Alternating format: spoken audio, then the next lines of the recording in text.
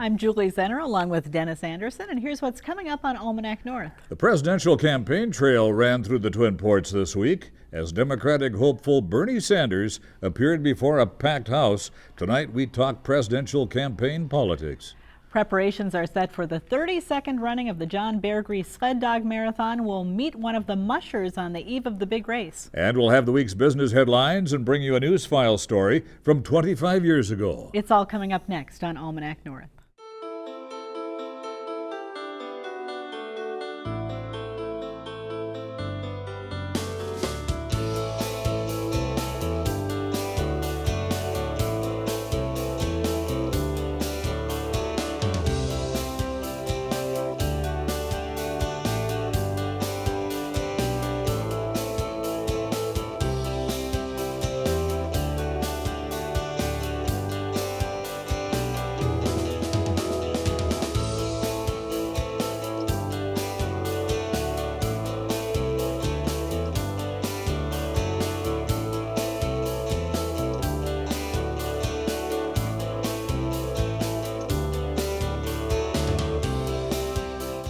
Hello and welcome to Almanac North. Thanks for watching. Denny, the race for the White House really kicks off with the Iowa caucus vote next week. I guess the big question, are we tired of politics or is it just getting started? It is just getting started.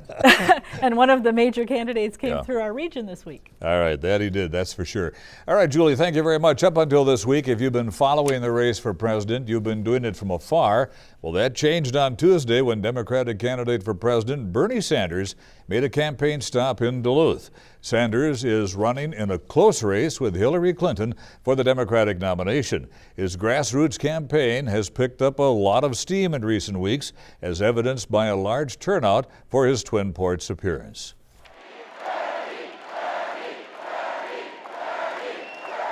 Duluth, thank you so much. What a turnout. Wow.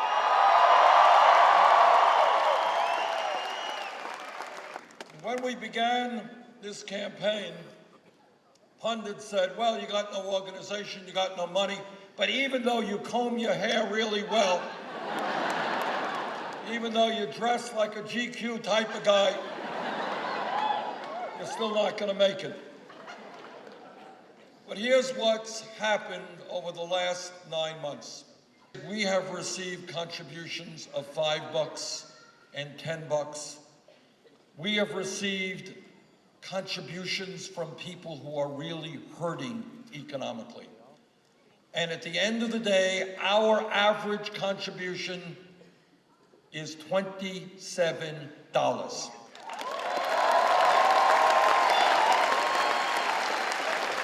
So what we are showing in this campaign and what we are already proving as part of the political revolution is that, in fact, we can run a campaign, to quote Abraham Lincoln, of the people, by the people, and for the people.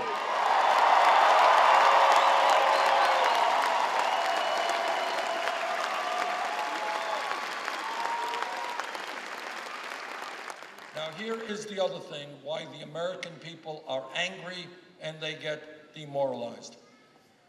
If a kid in Minnesota gets caught with a few ounces of marijuana, that kid has a police record. Goldman Sachs just agreed to a settlement of $5 billion for cheating the American people, for contributing to the loss of millions of jobs, homes, and life savings. Not one executive on Wall Street has been prosecuted, no criminal records for them. So you have a system which says not only are banks too big to fail, but banksters are too big to jail. We're going to change that.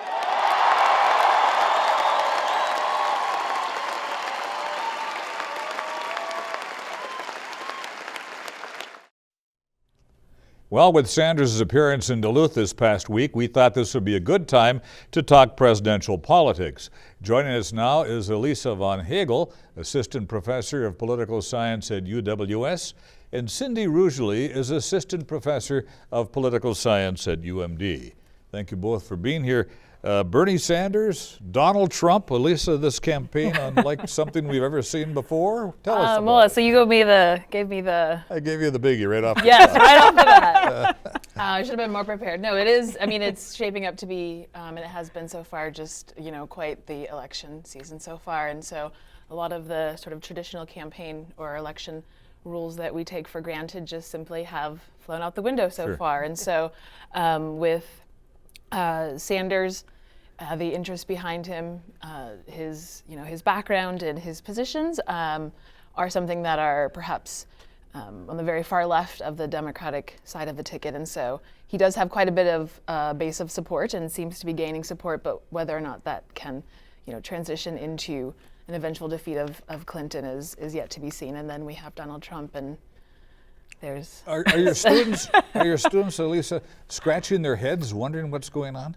I think wondering if this is what Is this sort what of politics yeah, is? it is, and sort of confirming their if there's already sort of apathy or disgust with the political system, that this is definitely not helping their concern. But Cindy, 6,000 people estimated at the deck to see Bernie Sanders. Does that number surprise you at all? It does, but if you look at it, he's very attractive to a young demographic. And there was a lot of younger voters out there. There were a lot of voters who came in from Hibbing and other places who were older and represent the more liberal wing of the party.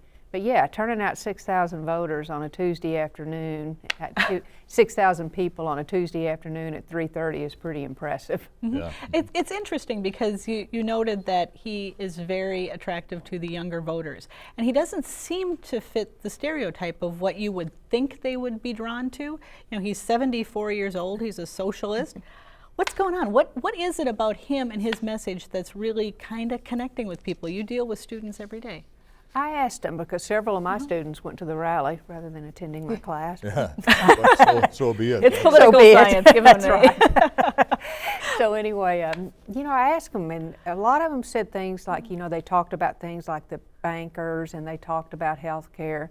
But I think ultimately, one, he does appeal to more liberals and younger people, yet many younger people are more liberal. And secondly, he talks directly to them. He talks about future. He talks about, their generation. And I think that's what's attractive to him.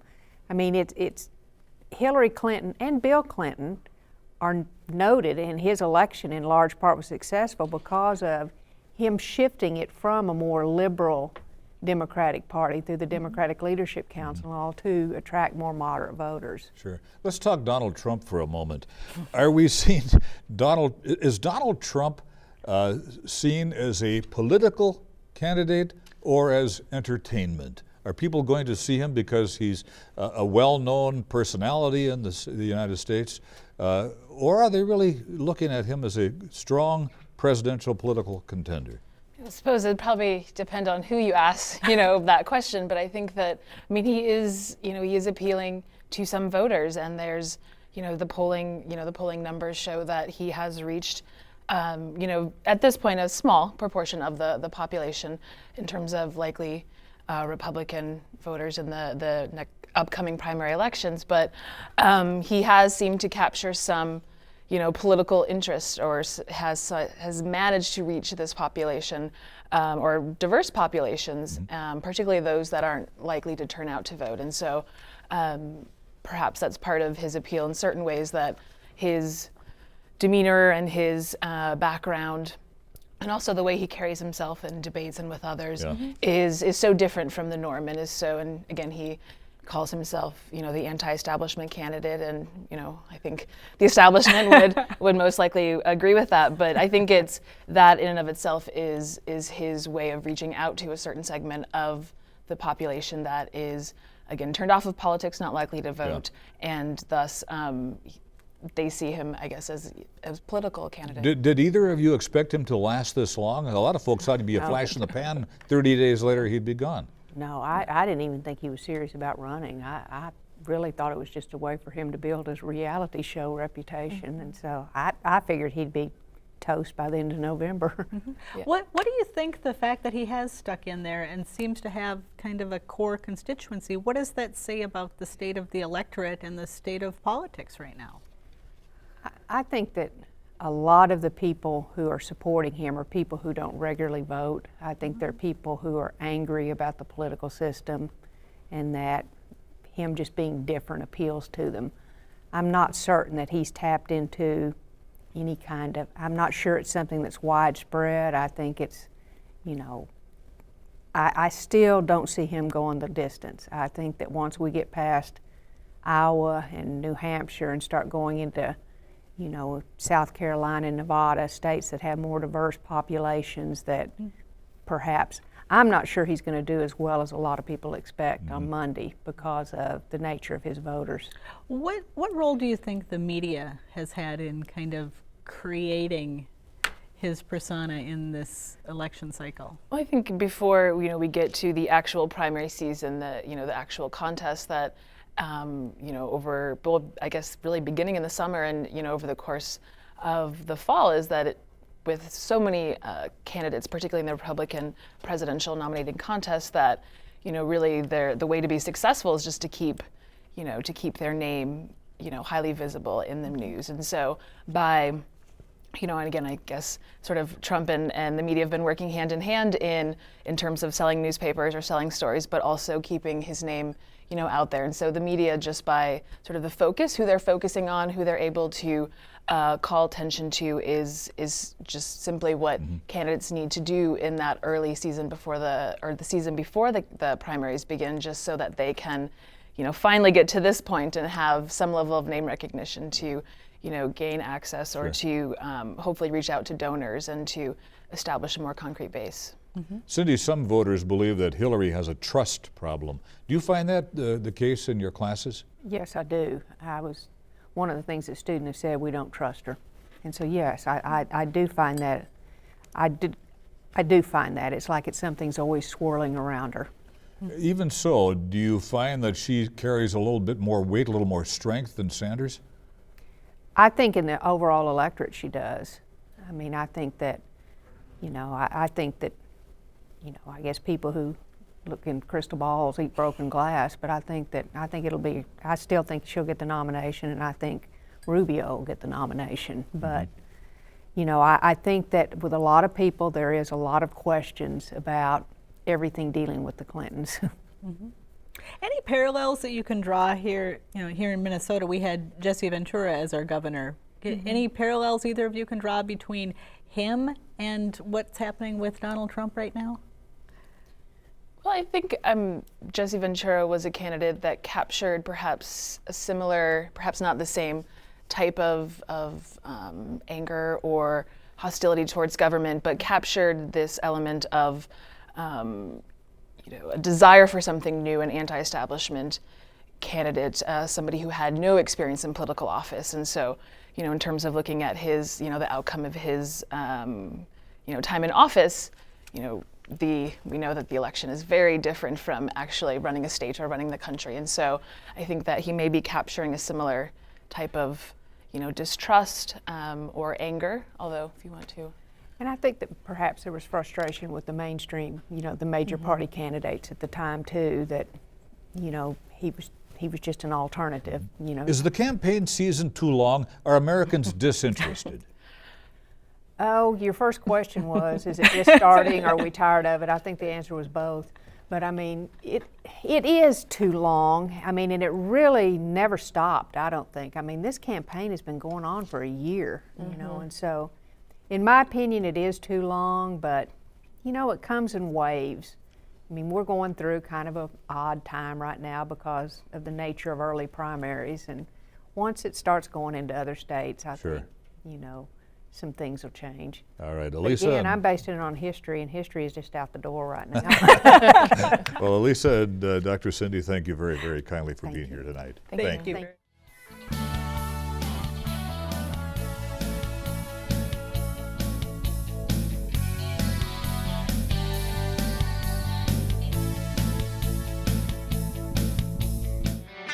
Now, let's dig into our news file archive for a look at what was making news 25 years ago this week. 24 hours a day, people from all over the world pass through this inspection station on the Minnesota-Canadian border. It's one of 8 ports of entry along a 400-mile stretch that regulates traffic coming into the state. Because of terroristic threats, the U.S. Customs and Immigration Service here at this port and hundreds of others across the country have put in some new regulations. People from Iraq and Kuwait must now be fingerprinted, photographed, and have their records verified before they're allowed into the country. Kermit Olson is director of inspections here. He says in all of his nearly 40 years with the agency, he can't remember a time when the threat of external terrorism was as great. I think that at this time, that would be our biggest concern, would be the terroristic threat. I'm sure that's uppermost in most people's mind at this time. Since the Persian Gulf crisis, no one from Iraq or Kuwait has come through the border, and it's not likely many will during the war. We don't have anything to indicate that any one particular area would be more susceptible to that type of action than the others. To put it in perspective, Olson says the border station is more likely to turn away a person convicted on marijuana charges 15 years ago than to bar a trouble-free Iraqi. For Evening Edition with photographer George Marinsel, John Gagnon, KDLH News.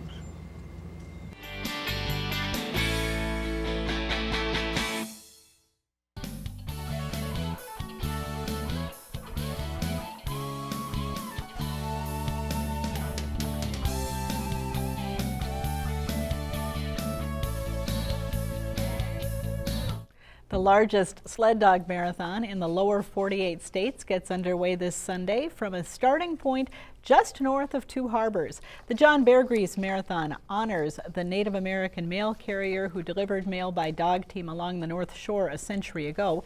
The 383-mile race heads north up the shore nearly to Canada and then loops back down to the finish line just outside of Duluth. Well, joining us to talk mushing is Becky Hacker, a first-time entrant in the race but long-time volunteer. And Jason Rice is the director of the John Beargrease Sled Dog Marathon. Welcome. Thanks for being here. Thank you. And you also brought one of your dogs. I did. I think this is a first for Almanac It is a North. I first. don't think we've had a dog on before, but why don't you introduce your friend? So this is Brooks. He'll be 7 this next spring. And I actually bought him from Ryan Anderson, who has won Beargrease several times. He's a very successful musher. Brooks has raced with him till he was 5. This is actually going to be his last race. He is a fantastic dog, a little high maintenance. He has a straw allergy. So, yeah. That's got to be tough. For a sled dog, that's not the allergy That's not you good. want. But he is going to be a Skidjorian dog after this. Oh, beautiful. So. He doesn't look like what No. people normally visualize as a sled Yeah, dog. he in his lines there is the Alaskan Husky is a purpose-bred mutt. We breed for the want, the drive, Sure. appetite. You know, there's several different things that we do breed for. His was more speed. In these types of dogs, he has a lot of German Shorthair Pointer in him. Thus his shorter coat, his labby-looking face. And you know, Alaskans have great personalities, but he's definitely got. he loves everybody, so that's why he's here. He's a very good boy. So Jason, let's talk the event. How many mushers? Where does it start? And where are the checkpoints? Well, we're starting at what is typically the Two Harbors checkpoint this year. We made the decision a little bit earlier than usual. We decided with this El Nino thing going on, with sort of a microcosm happening in and around the area right next to the lake. It's just been a little warmer. Tonight we've got rain. Yet you get over the hill, it's snow. So we made the decision in advance. We're going to start things up in Two Harbors. The trail is really nice and thick, good snowpack from Two Harbors on up. Of course, now with snow over the past week or so, we've seen things get better here. Still not quite where we would need it had we tried to start it in Duluth. So the checkpoints then, we go Two Harbors, first checkpoint Finland, then to Sawbill Trail, which is the remote wilderness checkpoint just outside of Tofte. From there, they go about 51 miles up to Trail Center. Trail Center Lodge and restaurant right in the middle of the Gunflint Trail. And now this year, we're getting kind of back to the beginning, back to the roots. We are going to head back into Grand Portage. So real close to Grand Portage, and Grand Portage came on again this year. as our major sponsor. Good. So tonight's rain, which should be in and out of here quickly, should not have harmed the trail? We hope. As long as it doesn't pour, I think we'll be in good shape as long as we don't wind up pouring. Yeah. The warm weather is a little bit of a concern more for the health of the dogs. The mushers and the veterinary team, of which Becky was a part for 10 years, they'll be watching things like the hydration of the dogs, their muscle fatigue. They'll be looking at all kinds of things that would be signs that the heat is getting to them. So Becky, you've been on the trail for 10 years, helping on the veterinary team. This is your first race? Not my first race, my first Beargrease. Your first Beargrease. Yeah, I finished the UP 200 as my first Iditarod qualifier last year, which is a 250-mile race in Marquette, Michigan. So this will be my second Iditarod qualifying race, but my first Beargrease. Yeah. So how did you switch over from being the veterinarian on the trail to wanting to be one of the mushers? You know, it's one of those things that you either like it or you don't. It's not a it's a lifestyle. And once I started volunteering, it was one of those things I loved being with the dogs. I'm a veterinary technician, obviously I love animals, but the dogs are so, I have absolutely no regrets. I've had my own dogs now for 2 years, and it is.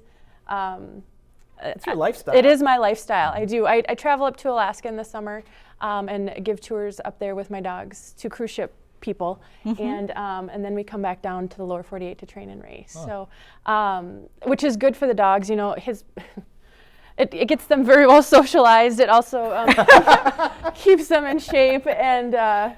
He's goofing around. I know. I wish that face that he made had been on camera because it really was He throw his head back and just. Jason, it must take an army of volunteers, though, for something this size. Tell us about that army of volunteers. It does. Anywhere from 400. We've had some years where we approach the number 1,000 volunteers. They come from as far away as Florida, Georgia, the Carolinas, Texas. We get them from all over, and we cannot do this without them. Most critical, though, is the crew that she was a part of. That veterinary care component for this race absolutely ensures that we're accountable, the mushers are accountable, everyone is accountable to make sure that the dogs are cared for. We still have a great competition and a great trail, but we want to make sure that the dogs aren't being pushed too far. They want to do it. We just need to make sure that we, as humans, scale them back so they don't harm themselves. Yes. Can the dogs be traded out during the race? No. They can't. Nope. You start with you have to start with a minimum of 10, maximum of 14, and you can drop them if you do have issues or whatever. But you can't change them. Correct. You have to stick with the original 14 that you've checked in. You technically can check in 16, but you have to make a 14 dog decision in line. Yep. At the start. So yeah. How important is that relationship that you have with your animals? It is very, very huge. I mean, he wants to play. He wants to play. He obviously just loves you. You know, and I think they work harder for you. I have a couple really young dogs in my team this year, and they will do whatever I ask them to. Oh my God, he's ridiculous. Becky, are the dogs examined by a veterinary team at each checkpoint? You have your pre-race exam, and then there's 2 mandatories that they have to be examined at. Trail Center downbound and then at Highway 2 downbound right before the finish. But they are at every single checkpoint. So if we do have an issue, I can have them look at them. And the thing that I've noticed is the dogs don't always show the musher if they are hurting. I know as I'm running something is going on, but you know your dogs. They do, yep, but they won't tell me where because they don't want to quit. So if I have somebody else look at them, they can find, you know, oh, she's got a wrist or a shoulder or something like What's that. an optimum temperature for dogs running a race like this? You know, right around 0. My dogs actually run best a little bit colder. Right around 10 below is really, really good for them. Even this guy here with his short coat, he runs hot. He really, really does. So if it was real cold and windy, I would put a jacket on him. But for the most part, about 10 below is like his optimum temperature. Jason, we just have a little bit of time left. If people want to watch, what are the best places to be? Obviously, that start is a spectacle. It's always exciting, invigorating. It's that kind of that one pivotal moment that everybody thinks of with the race, the yelping and these guys, I want to go, I want to go. But many of the other moments that are a little more peaceful, but yet just as beautiful and poignant, happen along the trail. Road crossings. That's a little known secret. It's a great place to catch them. Not a lot of people. Park yourself well off of the road, but go where the North Shore Trail crosses. Real quickly, the race starts when? Sunday morning, 11 o'clock, but I would get there much in advance of that. Two harbors. All right. Thank you so much for coming in. Becky, good luck. Thank Brooks, you. good luck. Thank you. All the Thank best. Thanks for Thank bringing you. him today. Yes, thank you for having him.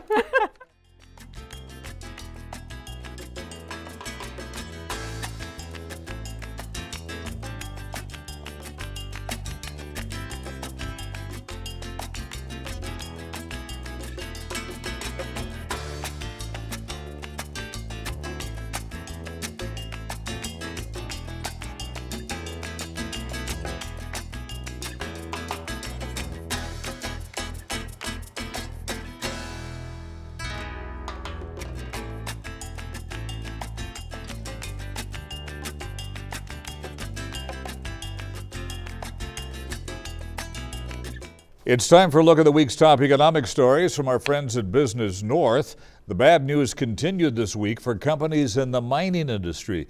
U.S. Steel revealed it lost $1.5 billion last year, and Cliffs Natural Resources lost $748 million.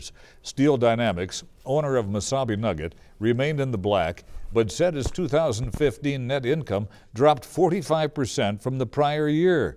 North Shore Mining and the United Taconite Mine, both owned by Cliffs, will remain idled throughout the first quarter, the company says. But Cliffs CEO Lourenco Goncalves expressed optimism that those plants would be up and running again sometime in 2016. A West Duluth paper mill again finds itself owned by a company that's insolvent. Verso Paper, which purchased the Duluth mill less than 2 years ago, announced Monday it was seeking court protection while restructuring its debt. Verso acquired the mill when it bought New Page Holdings in 2014. New Page was in bankruptcy from 2011 to 2012. In November, Verso said it might sell the Duluth mill as part of a debt restructuring effort.